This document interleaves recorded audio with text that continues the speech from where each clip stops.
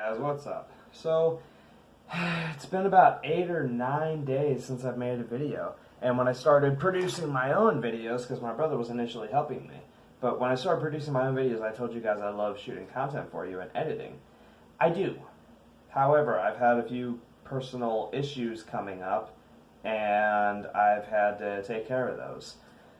And I recently kind of injured myself. And I say kind of because maybe I just wasn't ready for it. I'm not really sure how to explain it, but here I had it is my first 500 plus pound conventional deadlift in a year and a half. I've been focusing so much on sumo for two reasons. The first is my strength coach advised me, because he looked at the two. I pulled 500 conventional and 500 sumo in front of him, and he said, okay, this is what I think looks the best. So I decided to stick with sumo with his suggestions. And I gotta say, I think it's the best thing that I decided to do. And I started out with conventional. When I bought a 300-pound Olympic barbell weight set at, I believe it was Dick's Sporting Goods. Yeah.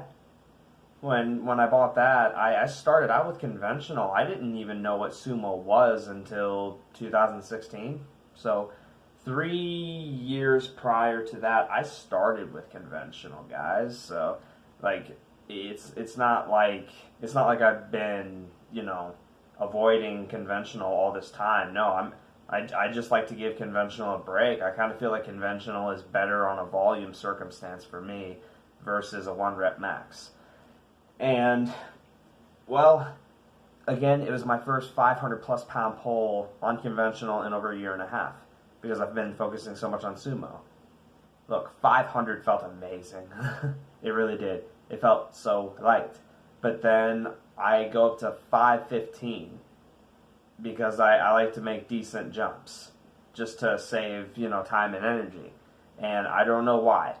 As you can see, my form is just fine. I could probably, use something here or there, but my form is just fine.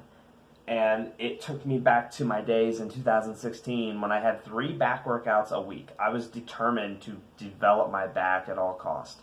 Because the very first time I had a back pump, it made me feel big and strong. That ILS, imaginary lat syndrome. I was determined to feel like my back was big and strong at all costs because I experienced my first ever back pump. I went straight to work, and I noticed that everything felt easier and lighter because I trained my back. And the pump just felt amazing. I actually felt like I was big for once because I lived my whole life being ridiculed as being a small guy. I was, always called midget and, all kinds of degrading things because I'm small. Something that I obviously can't help.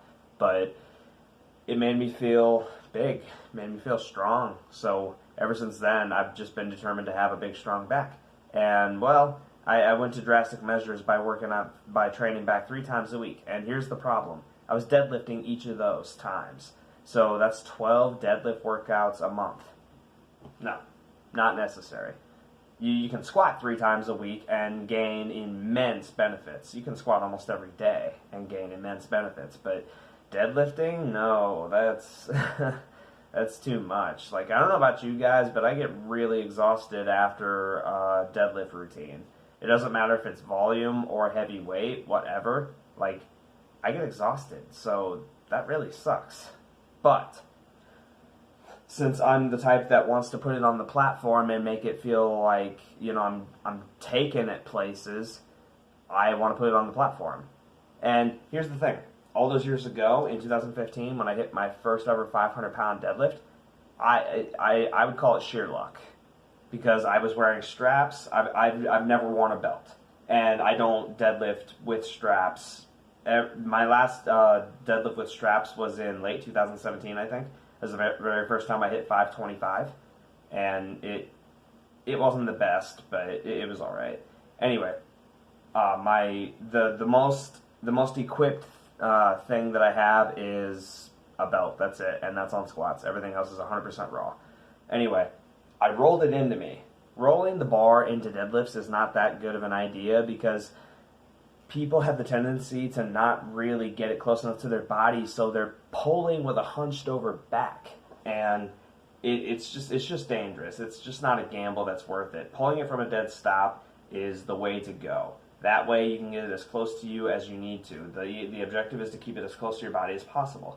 Anyway, all of this happened on this deadlift, and it made me feel like all those years ago when I was deadlifting 3 times a week and I couldn't understand. Like, I was, sliding out of chairs. I'm sliding out of chairs, because my back hurt so much. I couldn't stop fidgeting in the chair to get comfortable, whatever. Like, I couldn't stop. It was like I had no ass because my back hurt so much. Like, it brought me back to that. So I've been semi-injured, and it hurt so much. And it brought me back to realize that I'm just going to play it smart, and I won't be deadlifting tomorrow. So that'll be 2 weeks of just insane yoga, stretching, just a lot of rehab to get things back in order and get my back feeling normal. So yeah, I was semi-injured and it really sucked, but you know what? Honestly, it's done and over with, and I'm healing so much faster than I did in the past when I was younger even. I'm about to turn 30, so I think it's pretty wicked. Anyway, that's what's been going on with me, and I apologize up and down, even though I have such a small channel. I appreciate the people that view me. Thank you so much, and I'm gonna bring more content back to you. Just been very hectic lately, so with that, hopefully, by the way, stretching, everything, taking the time out to make sure that the muscles are elongated, loose, and, post-training as well as pre-training, it's so important. People underestimate that all the time. So recovery is key, and keeping yourself healthy, limber, strong, and just good. It all comes from what you do outside the gym. It's not just in the gym. So take that under serious consideration. You can train less, but if you train smart and right, then you're going to get the most from it. Programs don't go wrong. So with that, I just wanted to get that off my chest. Thanks a lot, guys.